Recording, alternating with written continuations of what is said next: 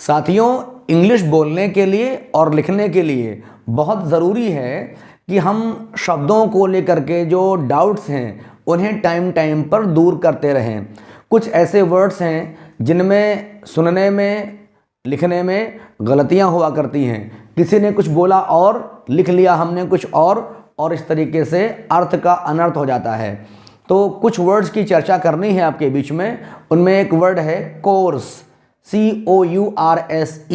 इस कोर्स का मतलब होता है डायरेक्शन यानी कि दिशा, मार्ग यानी PATH पाथ या WAY वे, और इसी को सिलेबस भी कहते हैं। कोर्स का मतलब सिलेबस अर्थात पाठ्यक्रम भी होता है जो हम और आप खरीदते हैं पढ़ने के लिए, बुक्स, नोटबुक्स, स्टेशनरी वगैरह, उसे भी हम कोर्स या सिलेबस कहते हैं। और कोई पेशेंट अगर दवा का कोर्स करता है 1 वीक का, 1 मंथ का या उससे भी आगे, तो उसको भी हम उसकी दवा का कोर्स कहते हैं। तो कोर्स के कई मतलब हो गए।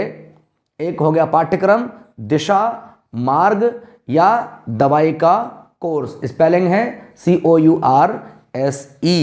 दूसरा कोर्स है COARSE। इस कोर्स का मतलब होता है खुरदरा, भद्दा या अपरिष्कृत, अशिष्ट, असभ्य। किसी भी आदमी का व्यवहार कोर्स हो सकता है। हम गेहूं पिसाते हैं तो वो अगर बहुत महीन नहीं पिसा है तो उसको हम कोर्स कहेंगे। कोई चीज़ रफ हो, उसका सरफेस खुरदरा हो, चुभने वाला हो, या किसी का व्यवहार इनडिसेंट हो, असभ्य हो, इन सारे शब्दों के लिए हम COARSE कोर्स का प्रयोग करते हैं। एक कोर दूसरा भी होता है CHORE। इसमें हम S जोड़ें तो कोर्स, CHORES कोर्स बन जाता है। और इस कोर्स का मतलब होता है कामकाज यानी हाउस होल्ड कोर्स, घरेलू कामकाज। लेकिन कई बार साथियों इस CHORES कोर्स को हम उबाऊ कामों के लिए भी, जो काम अनइंटरेस्टिंग हैं, बोरिंग हैं, उनके लिए भी हम कोर्स का इस्तेमाल करते हैं। उनके लिए एक वर्ड और भी होता है ड्रजरी, DRUDGERY।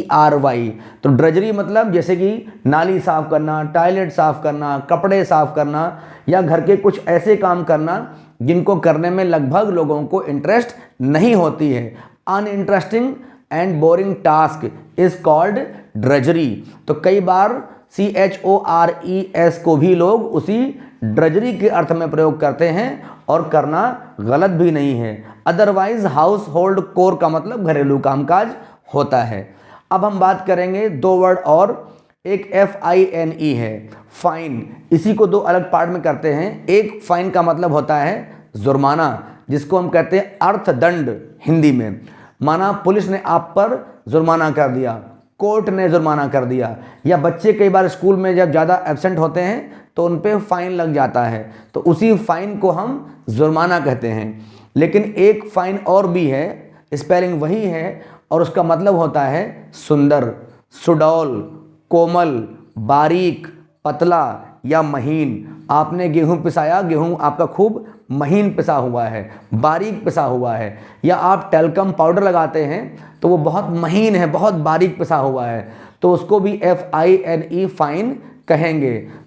तो फाइन के दो मतलब हो गए, जुर्माना और सुंदर, सुडौल, कोमल, महीन। तो इस तरीके से कोर्स और तीसरा कोर्स और फाइन, दो तरीके से इन शब्दों की प्रैक्टिस कर ली जाए। कोई विशेष नहीं है, बहुत टफ नहीं है, बस केवल सुनने और कहने में कई बार त्रुटि होती है, मिस्टेक होती है, और हम जो लिखते हैं वो हमारी स्क्रिप्ट खराब हो सकती है। आइंदा से ऐसा नहीं होगा, मुझे पूरा विश्वास है। आइए इंग्लिश थ्रू हिंदी को सब्सक्राइब कर लीजिए, बेल आइकन प्रेस कर दीजिए, और ऐसे ही नई नई जानकारियाँ हम आपके बीच में लाते रहेंगे। बहुत बहुत धन्यवाद।